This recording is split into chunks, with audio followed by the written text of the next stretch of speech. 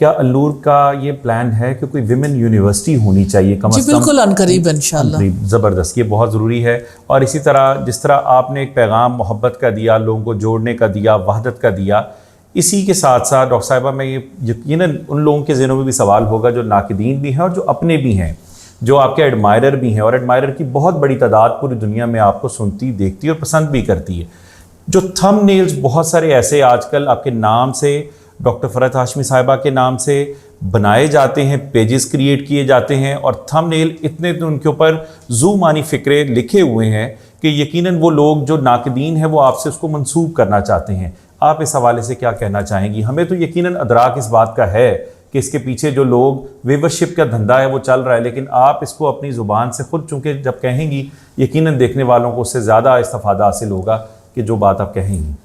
مال کی محبت لوگوں کے دلوں کے اندر اس قدر رچ بس گئی ہے کہ لوگوں نے دین کو بھی اس کا ذریعہ بنا لیا، اور جہاں کہیں بھی لوگوں کو یہ پتہ چلتا ہے کہ اس سورس سے لوگوں کے لیے بات کو سننا اور سمجھنا زیادہ ان کے لیے آسان ہے تو لوگ اس پہ حملہ آور ہو جاتے ہیں. یہ ایک حملہ ہے، حملے کے سوا کچھ نہیں. کیونکہ آپ دیکھیں گے کہ ڈیفرنٹ چینلز بنتے ہیں، ڈیفرنٹ پیجز بنتے ہیں، ان کے بارے میں یعنی پھر ایکشن لیا جاتا ہے پیچھے بات کر کے اور اس کو سٹرائکس دے کے اور باقی سلسلہ کر کے پھر نئے چینلز بن جاتے ہیں، پھر اور سلسلہ ہو جاتا ہے.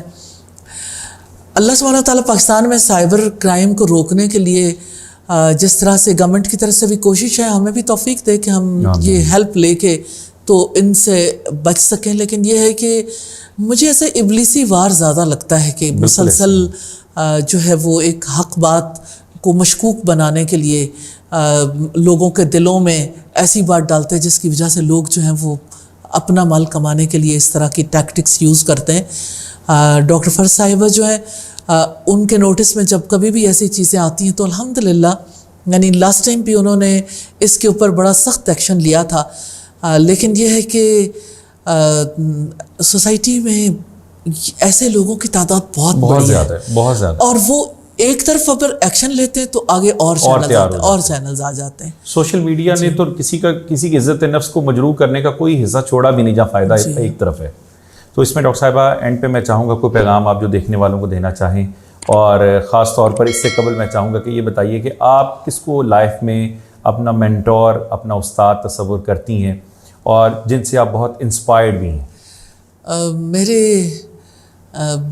پہلا بیٹا پیدا ہوا تو میرے والد نے کہا کہ میں چاہتا ہوں کہ ان کا نام اپنے استاد کے نام پہ رکھوں.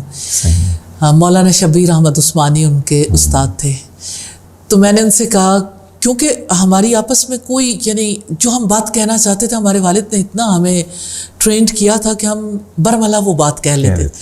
تو میں نے انہیں کہا کہ میرا جی چاہتا ہے کہ میں استادوں کے استاد پر ان کا نام رکھوں. تو وہ مسکرا دیے. میں نے کہا میں نے ان کا نام محمد رکھنا ہے. بہت خوب، میں نے بھی اپنے بیٹے کا نام اسی نسبت سے رکھا تھا. اس سے زیادہ خوبصورت کائنات کا نام کوئی ہو نہیں سکتا. تو نبی صلی اللہ علیہ وسلم کا حکم بھی ہے تسموا باسمی، کہ میرے نام پر اپنے بچوں کے نام رکھیں، اپنے اولادوں کے نام رکھیں.